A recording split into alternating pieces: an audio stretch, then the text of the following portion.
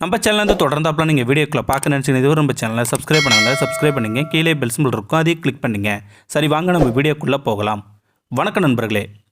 ஒரு சிறுவன் தினமும் ஒரு மரத்தில் ஏறி உட்கார்ந்து கொண்டு ஆடிப்பாடி விளையாடிட்டு போவான். அவனை பார்த்தாலே அந்த மரத்துக்கு ஆனந்தம் பொங்கும். திடீரென்று ஒரு நாள் அந்த சிறுவன் வரவே இல்லை.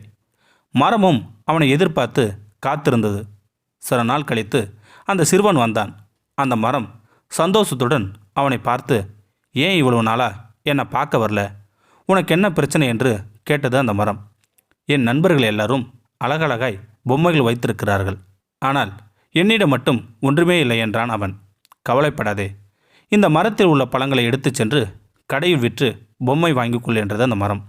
என்னை பார்க்க அடிக்கடி வந்து கொண்டிரு என்றது அந்த மரம்.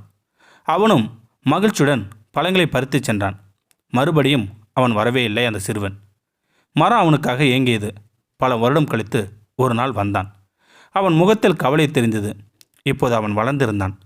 அவனை பார்த்ததும் மரத்துக்கு ஏக சந்தோஷமாக இருந்தது. வா வா, என்னிடம் விளையாடு, இந்த கிளையில் ஏறி அமர்ந்து பாட்டு பாடு என்றது அந்த மரம். அதற்கு அவன் சொன்னான், இல்லை, இப்போது வயதாகிவிட்டது எனக்கு மனைவி குழந்தைகள் உள்ளனர். ஆனால் நாங்கள் வசிக்க சொந்தமாக நல்ல வீடு இல்லை. வீடு வாங்க என்னிடம் பணமும் இல்லை. மரம் உடனே சொன்னது, பரவாயில்லை, உனக்கு கொடுக்க என்னிடம் பணம் காசு இல்லை. அதற்கு பதில் என்னுடைய கிளைகளை வெட்டி எடுத்துச் செல், அதில் ஒரு வீடு கட்டுக்கொள் என்றது அந்த மரம். அவனும் கோடாரியால் கிளைகளை வெட்டத் தொடங்கினான். இப்படியே ஒரடியாக என்னை பார்க்காமல் இருக்காதே, முடிந்தவரை வருடம் ஒரு முறையாவது பார்த்து செல் என்றது அந்த மரம். வேண்டிய கிளைகளை வெட்டி எடுத்துச் சென்றான் அவன். அதற்கு பின் பல வருடங்கள் வரவே இல்லை.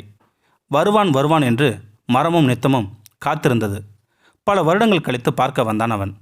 மரம் அவனை பார்த்து ஆனந்தம் கூத்தாடியது. அவன் எப்போது போல சோகமாக இருந்தான். ஏன் இப்படி இருக்கிறாய் என்று மரம் கேட்டது. என் மீன்பிடி படகு உளுத்து விட்டது. படகு இல்லாதால் மீன் பிடிக்க முடியவில்லை. அதனால் எனக்கு வருமானமே இல்லை. நாங்கள் ரொம்ப கஷ்டப்படுறோம் என்றான் அவன். மரம் துடித்து போனது.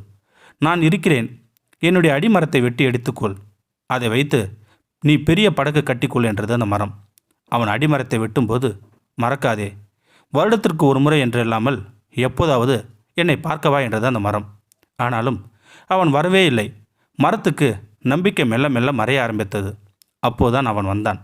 தலையெல்லாம் நரைத்து கூன் விழுந்து மிகவும் வயதான தோற்றத்துடன் அவன் அந்த மரத்திடம் வந்தான். அவனை பார்த்ததும் மரத்துக்கு அழுகியே வந்துவிட்டது. இப்போது உனக்கு கொடுக்க என்னிடம் பழங்கள் இல்லை, கிளைகள் இல்லை, அடி மரமும் இல்லை. உனக்கு கொடுக்க என்னிடம் ஒன்றுமே இல்லை என மரம் வருந்தியது. அவன் சொன்னான், நீ பழங்கள் கொடுத்தாலும் அதை கடிக்க எனக்கு பற்கள் இல்லை. வீடு கட்டவும் படகு செய்யவும் என்னிடம் சக்தி இல்லை. எனக்கு இப்போது ஓய்வு மட்டுமே தேவைப்படுகிறது என்றான் அவன். அப்படியா, இதோ தரையில் கிடக்கும் என் வேர்களை படுத்துக்கொள் என்றது அந்த மரம். அவனும் அந்த வேர்களில் தலை வைத்து படுத்து கொண்டான். இந்த சுகத்துக்குத்தான் அந்த மரமும் பல வருடங்கள் ஏங்கி தவித்தது. இப்போது அந்த ஏக்கம் நிறைவேறியது அந்த மரத்துக்கு. அந்த மரமும் ஆனந்த கண்ணீர் விட்டது. இது மரத்தின் கதையல்ல நண்பர்களே, நம் பெற்றோர்களின் கதை. இந்த சிறுவனைப் போல் நாமும் சிறு வயதில் தாய் தந்தையரோடு விளையாடுகின்றோம். வளர்ந்து பெரியவனானதும் தமக்கென்று குடும்பம், குழந்தை என்று ஒதுங்கி விடுகின்றோம். அதன்பின் ஏதாவது தேவை அல்லது பிரச்சனை என்றால்தான் அவர்களை தேடி போகின்றோம். நம்மிடம் இருப்பவைகளெல்லாம் அவர்கள் கொடுத்தது என்பதை புரிந்து கொள்ளுங்கள். நம்மால் அவர்களுக்கு எதுவும் கொடுக்க முடியாது. நம்முடைய பாசம், அன்பு, அனுசரணையான வார்த்தைகளை தவிர அவர்கள் விரும்புவது அதைத்தான் நண்பர்களே. இந்த வீடியோ உங்களுக்கு பிடிச்சிருந்தா கமெண்ட் பாக்ஸில் கமெண்ட் பண்ணுங்கள். கூட உங்கள் ஃப்ரெண்ட்ஸுக்கு ஷேர் பண்ணுங்கள். இதுவரை நம்ம சேனலை சப்ஸ்கிரைப் பண்ணுங்கள். கீழே பெல் சிம்பிள் இருக்கும், அதையும் கிளிக் பண்ணுங்கள். தேங்க்யூ ஃபார் வாட்சிங்.